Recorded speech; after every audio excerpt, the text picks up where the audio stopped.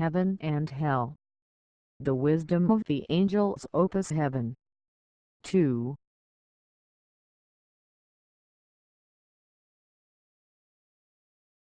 269.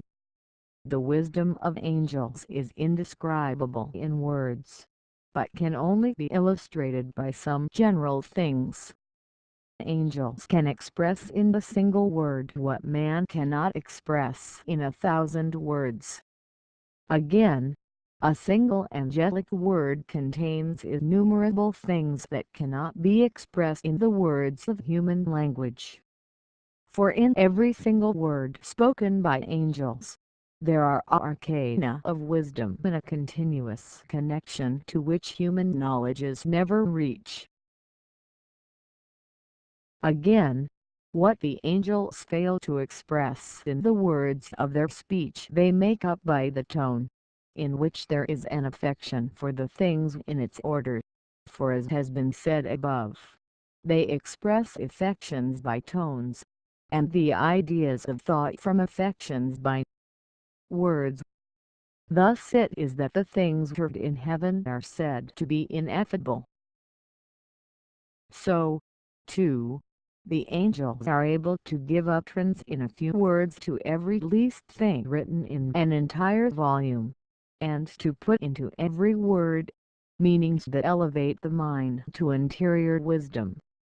For their speech is such as to be in accord with their affections, and each word is in accord with their ideas, their words being varied in infinite ways in accord with the series of things which in complex are in the thought.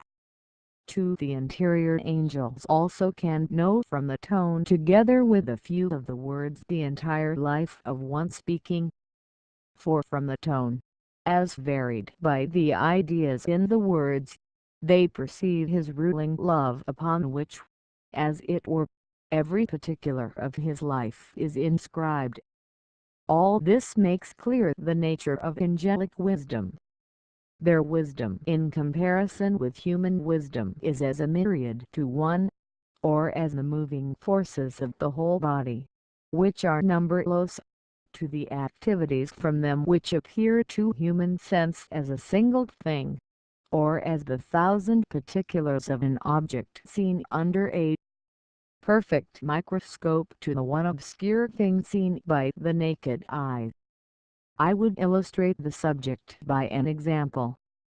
3. An angel from his wisdom described regeneration, and brought forward arcane respecting it in their order even to some hundreds, filling each of them with ideas in which there were interior arcana, and this from beginning to end. For he explained how the spiritual man is conceived anew, is carried, as it were, in the womb, is born, grows up and is successively perfected.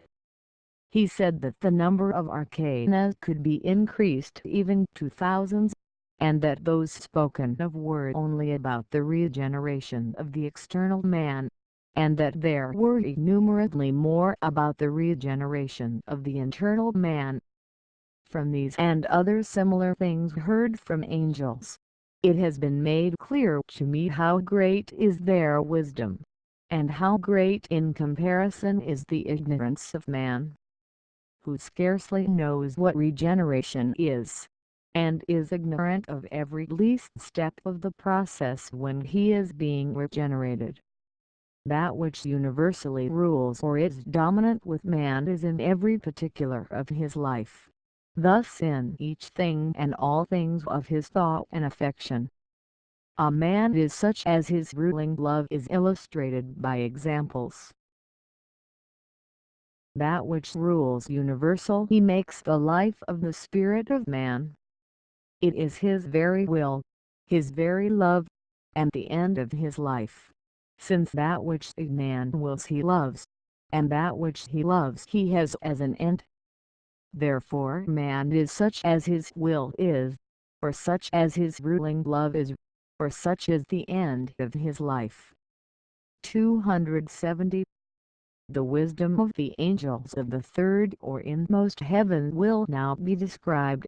and how far it surpasses the wisdom of the angels of the first or outermost heaven. The wisdom of the angels of the third or inmost heaven is incomprehensible even to those who are in the outermost heaven. The reason for this is that the interiors of the angels of the third heaven have been opened to the third degree, while the interiors of angels of the first heaven have been opened only to the first degree. And all wisdom increases towards interiors and is perfected as these are opened. 2. Because the interiors of the angels of the third or inmost heaven have been opened to the third degree, divine truths are, as it were, inscribed on them. For the interiors of the third degree are more fully in the form of heaven than the interiors of the second and first degrees, and the form of heaven is from the divine truth, thus in accord with the divine wisdom. This is why the divine truth is, as it were, inscribed on those angels, or as if implanted by nature or innate. Therefore, as soon as these angels hear genuine divine truths, they instantly acknowledge and perceive them, and afterwards see them, as it were, inwardly in themselves. As the angels of that heaven are such, they never reason about divine truths. Still less do they dispute about any truth whether it is so or not so, nor do they know what it is to believe or to have faith. For they say, "What is faith? I perceive and see that a thing is so." This they illustrate by comparisons. For example, it would be like someone with a companion, seeing the house and the various things in and around it, saying to his companion that he ought to believe that these things exist, and that they are such as he sees them to be, or like someone seeing a garden and trees and fruit in it, and saying to his companion that he ought to have faith that there is a garden with trees and fruits, when he is seeing them clearly with his eyes. For this reason, these angels never mention faith, nor have any idea of it. Neither do they reason about divine truths. Still less do they dispute about any truth whether it is so or not. 3. The angels of the first or outermost heaven, however, do not have divine truths thus inscribed on their interiors, because to them only the first degree of life is opened. Therefore, they reason about truths, and those who reason see almost nothing beyond the fact of the matter about which they are reasoning, nor go further beyond the subject than to confirm it by certain considerations, and having confirmed it, they say that it must be a matter of faith, and is to be believed.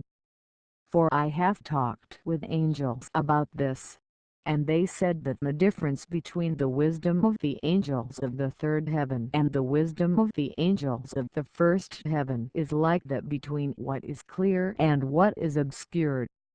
The former they compared to a magnificent palace full of all things for use, surrounded on all sides by parks, with magnificent things of many kinds round about them. And as these angels are in the truths of wisdom, they can enter into the palace and behold all things, and wander about in the parks in every direction and find delight in it all. But it is not so with those who reason about truths, especially with those who dispute about them. For such do not see truths from the light of truth, but accept truths either from others or from the sense of the letter of the word, which they do not interiorly understand, declaring that truths must be believed, or that one must have faith in them, and then they are not willing to have any interior sight admitted. The angel said that such are unable to reach the first threshold of the palace of wisdom, still less to enter into it and wander about in its grounds, for they stop at the first step. It is different with those who are in truths themselves. Nothing impedes these from going on and progressing without limit, for the truths they see lead them wherever they go, even into wide fields, for every truth has infinite extension and is in conjunction with manifold others. 5. They said still further that the wisdom of the angels of the inmost heaven consists principally in this, that they see divine and heavenly things in every single object, and wonderful things in a series of many objects. For all things that appear before their eyes have their correspondence. As then they see palaces and gardens, their view does not dwell upon the things that are before their eyes, but they see the interior things from which they spring, that is, to which they correspond, and this with all variety in accordance with the aspect of the objects.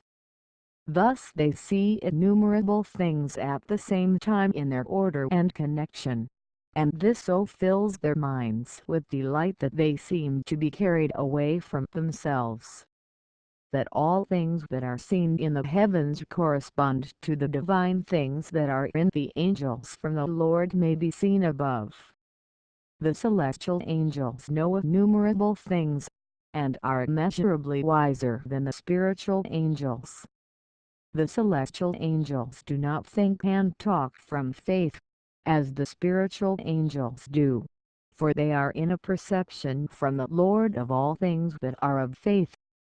In regard to the truths of faith they say only yea, yea, or nay, nay, while the spiritual angels reason whether it is so, where the Lord's words, "Let your discourse be yea, yea, nay, nay." Matt. 5:37. Next, I will write the wisdom of the angels, Opus Heaven. 3. Thank you.